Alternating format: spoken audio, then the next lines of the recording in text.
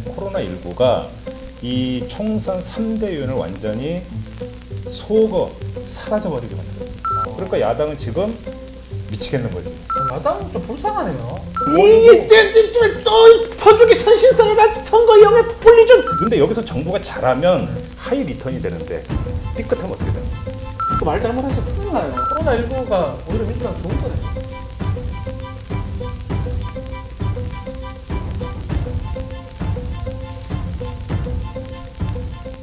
아 진짜 형님 코로나19도 있고 나 총선이 이거 어떻게 될지 걱정스럽습니다. 총선 치러집니까 이거 제대로? 코로나 때문에 걱정되십니까? 근데 잘 봐. 조금. 조국도 없지. 네. 울산도 없지. 소주성, 소득주도 성장도 없지. 부동산도 없지. 또 이상 아니 지난번에 한번 먹혔다고 또 이렇게 이상하게 조국 울산 소주성 소득주도 성장 소득주 성장, 부동산. 그래 이게 뭐 뜬구름 코로나 때문에 이게 싹 사라졌다니까. 실종 사태가 발생을 했다니까. 코로나 때문에 주요 이슈들이 없어졌다. 그렇지. 오, 자, 그럼 내가 이렇게 총선을 가르는 3대 요인이라고 들어봤지. 그거는 저도요. 방송 얼면 생기는데요. 뭔데? 구도, 인물, 그리고 이슈? 아닌가? 그렇지. 그렇지. 네. 근데 잘 보면 네. 코로나19가 이 총선 3대 요인을 완전히 속어 사라져버리게 만들었어요. 구도, 이슈, 인물을 다 없애버린다. 예. 자, 하나 봅시다. 예. 구도. 그러니까 그 총선 전에 다들 뭐라고 이번 총선 구도는 정권 심판론 대 야당 심판이냐. 다 이렇게 얘기를 했어. 네. 그런데 지금 어떻게 됐어? 정권 심판. 자, 잘 봐. 어렵게 얘기할 거 없어요. 정권 심판을 주장하는 건 야당이지. 미래통합당에서 문재인 정권 심판합시다 막 목소리가 막 높이는 거 최근에 봤냐고. 그 걔도 조용하더라고요. 요새 보니까. 그러니까 결론부터 얘기를 하면 정권 심판 대 그러니까 그 야당 심판이라고는 구도가 바뀌었어. 내가 볼 때는. 어떻게 바뀌었냐? 예.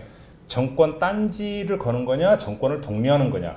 정권 딴지론 대 정권 독려론으로 바꿨어. 그게 바로 코로나 때문이다 이거야. 아 코로나 때문에 심판을 걸지 못하고 정권의 딴지를 걸거나 정권 동료론으로 바뀐다는 거라는 거예요. 그렇지. 예. 좀만 더 나가면 그럼 예. 이슈. 이슈는 구도 속에서 나오는 거거든. 예. 그러니까 무슨 이야기냐면 아까 내가 얘기했잖아. 네 가지를 얘기를 했잖아. 조국, 울산, 소주성, 부동산. 무슨 이야기냐면 이게 뭐냐면 정권 심판론이라는 그 구도 속에서 이슈를 계속 던지는 거야. 그게 뭐냐면 정권을 심판해야 되는 이유.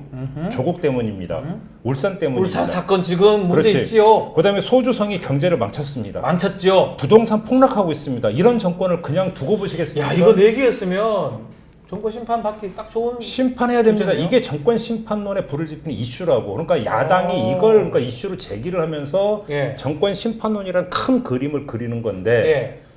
재미난 게 미래통합당이 요즘 이 얘기를 안 해. 그러고 보니까 제가 방송도 좀 많이 출연하고 하는데 시사평론 들어보면 이런 얘기가 전혀 없습니다. 방송도 안 해, 언론도 안 해. 울어요. 계속 울기만 해. 그러니까 나와서. 왜 그러냐고. 그건 아주 단순한 거야. 이치가 뭐냐면 코로나19가 비상이야.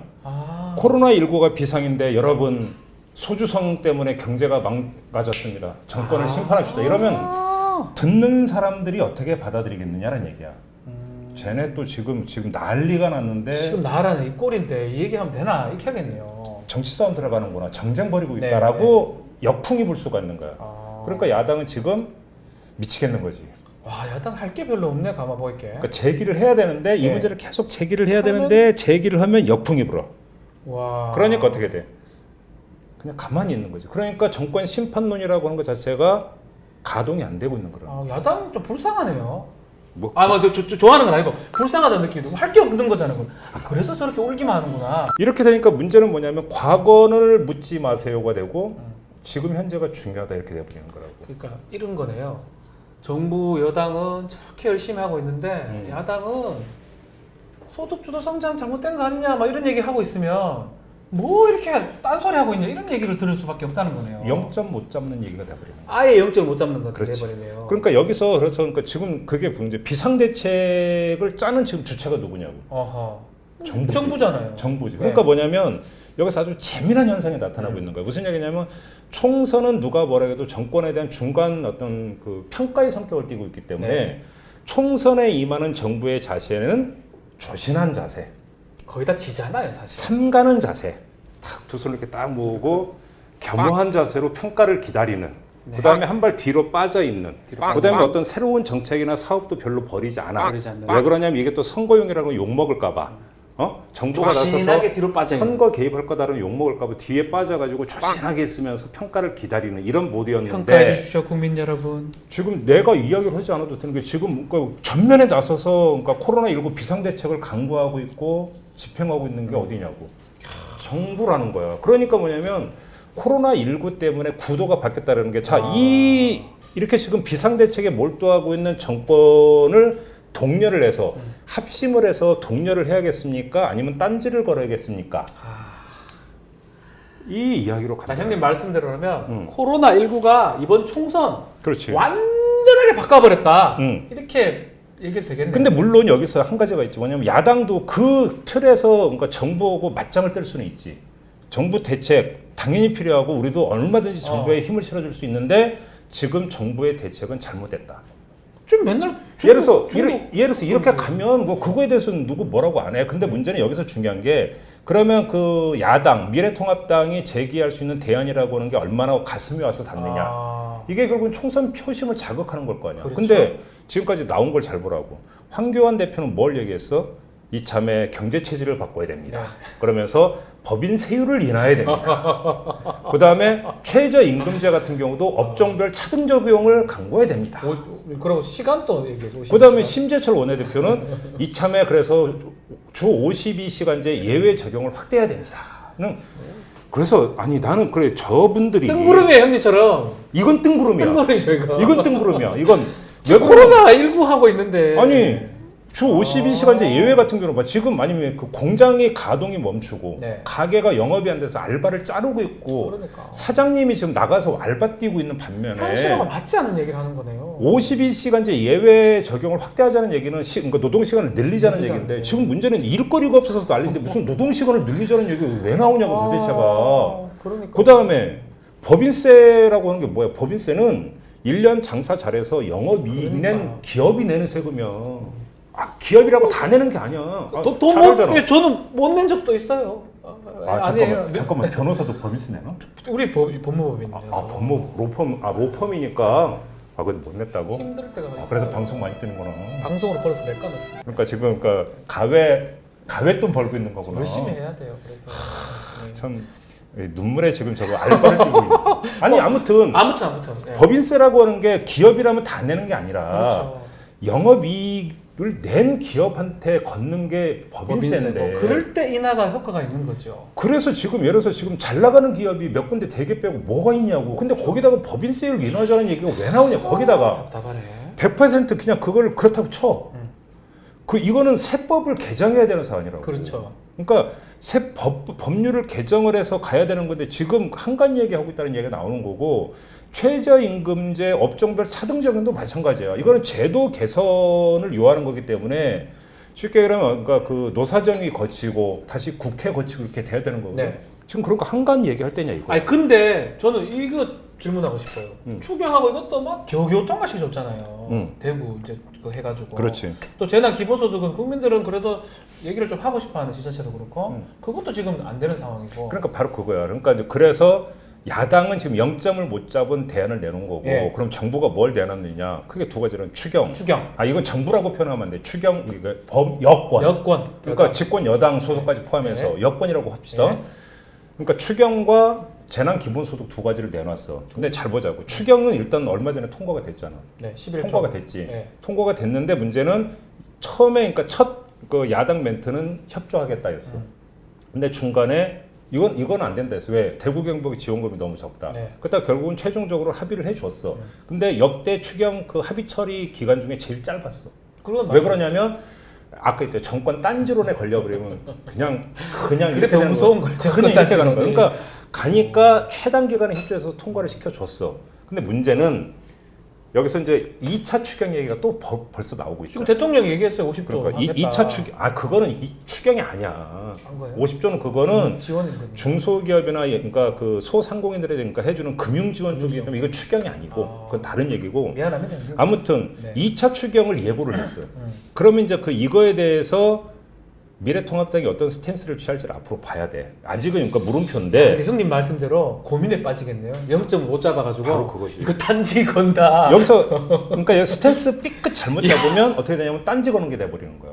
와, 이게. 옛날 같으면 총선 때 야당 대표가 하기 제일 편하잖아요. 아니 잘 봐. 총선 직전에 두고 추경 11조 7천을 푼다고 하면 야당이 입에 거품을 이게 또 퍼주기 선신성에다 선거용에 분리 좀 뭐 이렇게 하면 되는데. 그런 거지. 근데 통과시켜줘요. 그것도 최단기간. 왜?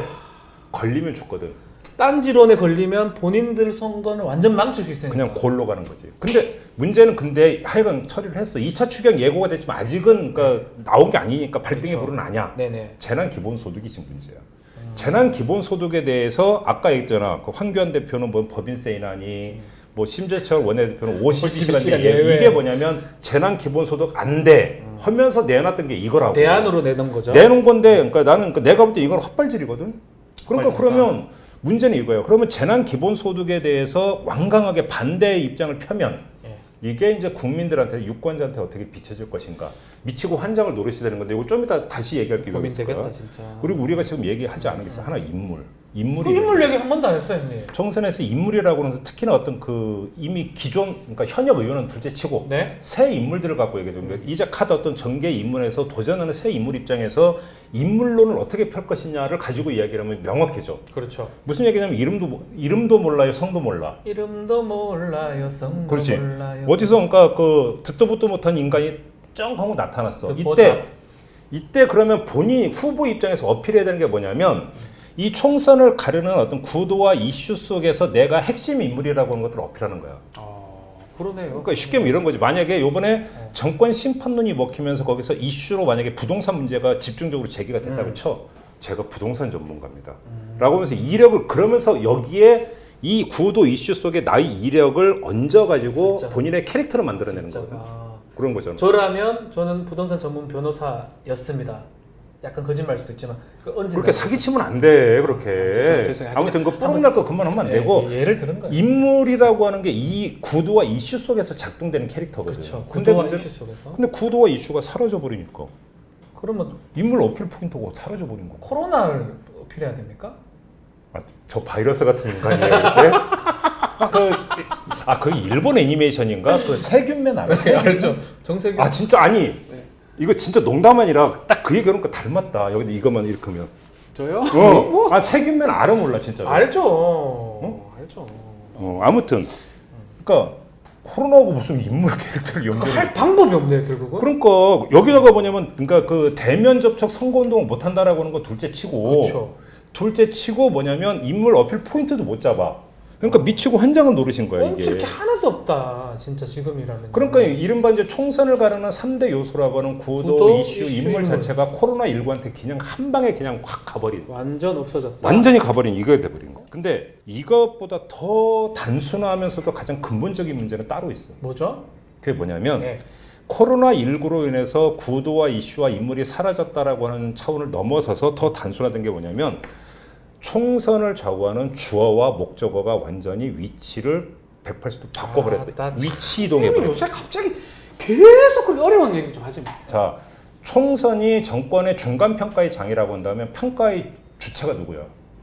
야당이 평가할 야당이지. 그럼 겁니다. 평가의 대상이 누구야? 목적어가 누구야? 목적어가 정부, 정부이다. 여당. 이게 바뀌었다는 얘기야. 아쉽네. 이게 바뀌었다는 이야기야. 그러니까 야당이 바뀌었다. 그렇지. 그러니까 뭐냐면 지금 정부가 전면에 나서가지고 아. 아까 있잖아요. 조신하게 있어야 되는 정부가 아, 그 말씀이구나. 전면에 나서가지고 지금 총선 전국을 그리고 코로나19 전국을 견인해가 끌고 원래 같으면 형님 말씀대로라면 다 다른 선거 같으면 뒤에 빠져가지고 말도 안 하고 그렇지. 조용조용하게 하는데 지금은 막 코로나 챙겨야 되니까 그러니까 지금 뭐냐면 이게 또 뭐냐면 정부 대 야당과의 관계뿐만 아니라 여당도 마찬가지예요. 정부가 끌고 갖고 여당은 뒷받침하는 존재가 되어버렸어. 그렇죠. 그러니까 무슨 얘기냐면 총선 전국과 코로나19 전국이 맞물리면서 주체와 대상, 주체와 객체가 완전히 뒤바뀌어 버리고 네. 정부가 모든 판을 만들고 끌어가는 능동적인 주체가 되어버렸고 야당 같은 경우는 거기에 따라가는 아주 종속범주로서의 수동적 주체가 되어버렸다는 거야. 이게.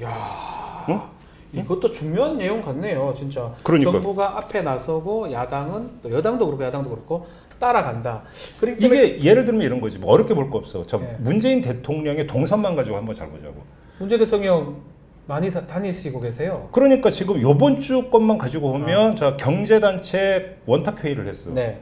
그게 수요일이었던가 화요일이었던가 그거 했고 화요일 날 있죠. 그 다음에 그 목요일에 뭐를 했냐면 경제 비상회의라고 하는 걸 주제를 했어. 경제 비상회의. 그렇지. 비상경제회의예요. 맞다. 비상경제. 시사를 진행하면서도 그것도 모르십니까? 네, 죽을 찌를 졌어요. 네. 하여간 그러면서 뭐냐면 여기서 자꾸 우리가 이제 흔히 이야기하는 아젠다 세팅이라고 하잖아요. 네. 어떤 정치 사회적인 의제를 만들어낼 것인가. 여기서 정부가 다 하고 있는데 네. 아젠다 세팅만 하는 게 아니라 아젠다 키핑까지 하고 있는 거지. 세팅. 만들어낸 아젠다를 계속 유지하면서 오히려 확장해 가고 있는 거라고 정부가 주도적으로 이렇게 되어버리니까. 와. 이렇게 되어버리니까 무슨 얘기냐면 이 정부 정책 자체가 총선의 이슈가 되면서 아까 얘기했던 대표적인 정부 정책이라고 할 수 있는 추경이나 재난기본소득 네. 이런 거에 대해서 찬반 구도가 형성이 되어버린다는 거예요. 결국은 대통령 플러스 집권 여당 아니면 정부 여당이 딱 아젠다를 가져가면서 끌고 가면서 결국은 뭐 재난 기본소득이라든지 이런 것들이 가장 중요한 내용이 돼버린다는 바로 거예요. 거기서 아까 얘기했던 총선의 인물이라고 하는 개념이 바뀌어. 그러니까 3대 요인 인물이라고 하는 급이 체급이 최고 단위로 올라가. 무슨 얘기냐면 잠깐만. 밑에 사람하고 대통령급으로 올라간다. 후보자들의 인물이 중요한 게 아니야. 예. 이거는 뭐냐면 거대 담론에서 고공전이 지금 진행이 되고 있는 거예요. 고공전. 그러니까 뭐 지역에 뭐가 중요한 게 아니고 그런 게 아니죠. 거대 재난 기본소득 이런 얘기하는 거니까. 고공전이 진행이 되니까 맨 꼭대기에 있는 그러니까 간단히 대통령과 야당 대표. 그러면 이 두 인물의 경쟁력이 그 밑으로 도열해 있는 총선 후보들의 경쟁력을 좌우하는 결정적인 우와. 요인이 되어버리고 있다는 거죠. 그러면 황교안 대표의 스탠스가 이번 총선에 가장 중요하다 이 말씀인가요? 근데 엄밀하게 황교안 대표의 그냥 스탠스가 아니라 코로나19에 대한 황교안 대표의 스탠스. 이게 중요한 거지. 그 다음에 코로나19에 대처하는 대통령의 스탠스. 잘하고 있느냐 못하고 있느냐. 자 여기서 지금 고공전을 이끌고 있는 두 인물의 이미지가 완전히 갈려. 어떻게 갈리는 줄 알아? 어떻게 됩니까? 개미와 배짱이로 갈리는 거야. 또 좀 비유 같은 게 맞습니까? 그게 그 말 잘못하시면 큰일 나요. 아니 왜 뭐가 잘못됐는데? 누가 배짱이라는 거예요? 개미가 누구야? 개미가. 열심히 하니까 열심히 하니까 뭐? 문재인 대통령. 그러니까 그러면 배짱이는 뭐야? 근데 배짱을 하면 안 되죠 황교안 대표한테요. 그럼 뭐라고 해야 되는데? 한번 대안을 제시해봐. TV에 비춰진 두 사람의 모습만 한번 잘 생각해봐. 네. 최근에 봤던 문재인 대통령의 모습을 한번 설명해봐. 노란 그 방역 그 민방위복 입고 마스크 끼고 응대 다 생기면서 예 고생이 많습니다. 밥차가를 제가 가지고 왔습니다. 정은강 본부장님 뭐 이런 기억이 나요. 그럼 계속 대책회의 주제야. 네네. 그럼 황교안 대표는? 황교안 정부 여당은 그럼 이런 모습 아니면 그다음에 공천 얘기. 길가에 막 엄한데 뭐 이렇게 방역하고 아니면 공천 얘기하고. 공천 싸우고. 그러니까 무슨 얘기냐면 문재인 대통령은 민방위복을 입고 현장을 누비는 모습으로 지금 영상 속에서 국민들한테 다가가고 있어. 네. 그지? 황교안 대표는 핑크색 잠바 입고 마스크 쓰고 정치 얘기를 주로 하는 게 TV를 타. 이렇게. 지금 여기서 내가 이야기를 해서 TV를 타는 모습으로 한정을 하는 얘기야. 네. 근데 지금 그러니까 국민들의 거의 절대 다수는 TV에서 비춰지는 지금 그 두 사람의 모습을 통해서 인식을 하니까 이렇게 그 본다면 의미가 개미와 배짱이라는 거예요. 그러면 개미와 배짱이로밖에는 그 비유가 안 되는 거 아니야.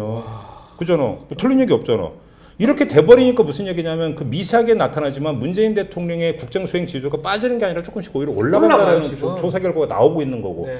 황교안 대표의 어떤 그 지지도는 좋게 말하면 답보 상태에서 벗어나지 못하고 있는 데는 다 이유가 있다라는 거야. 근데 여론조사에 잡히고 있는 이런 민심의 흐름이 투표장으로 이어지면 어떻게 되겠느냐. 그대로 이어지면 그 얘기를 지금 하는 거지. 하나만 더 얘기합시다. 네. 여기서 조금만 더 들어가면 그럼 이게 이제 그 민주당과 미래통합당에 어떤 영향을 미치는 네. 것까지 얘기를 해야 이제 끝나는 건데 이게 중요하죠. 이건 개인 이미지잖아. 네. 엄밀하게. 근데 우리가 이제 흔히 그런 얘기를 한다고 대한민국의 정당은 거의 인물 정당이다.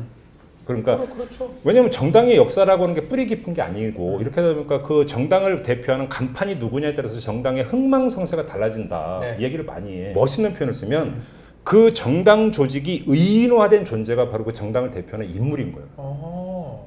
오케이? 이해됩니다. 인정됩니다. 그러니까 인물과 정당은 그런 점에서 같이 움직일 수밖에 없어. 같이 움직일 수밖에 없는 건데 그래서 바로 그 정당을 대표하는 인물에 대해서 어떤 감정을 가지고 있느냐가 네. 그 정당에 대한 지지도를 좌우하는 중요한 요인이 되는 거라고. 그러니까 지금 문재인과 황교안이라고 하는 두 인물이 갖고 있는 지금 결정적 차이를 내가 얘기를 했는데 네.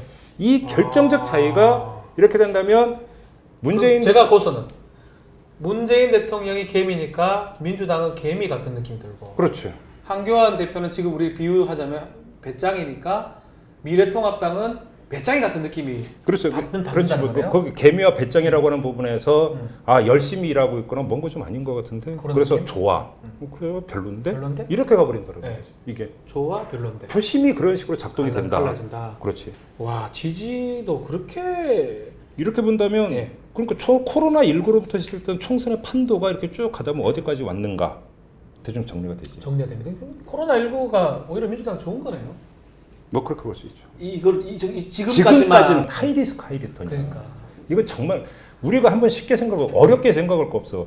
그러니까 총선 막바자 이른바 막말 한마디 때문에 우수수 어떤 지지율이 떨어졌던 경우. 저 노인폐마 그 정도. 아니 그럼 내가 물어보자고. 그러면 그 막말 한마디가 네. 막말 한마디가 예를 들어서 그러면 그 이념의 문제여서 뭐해서 그런 거 아니야. 그렇죠.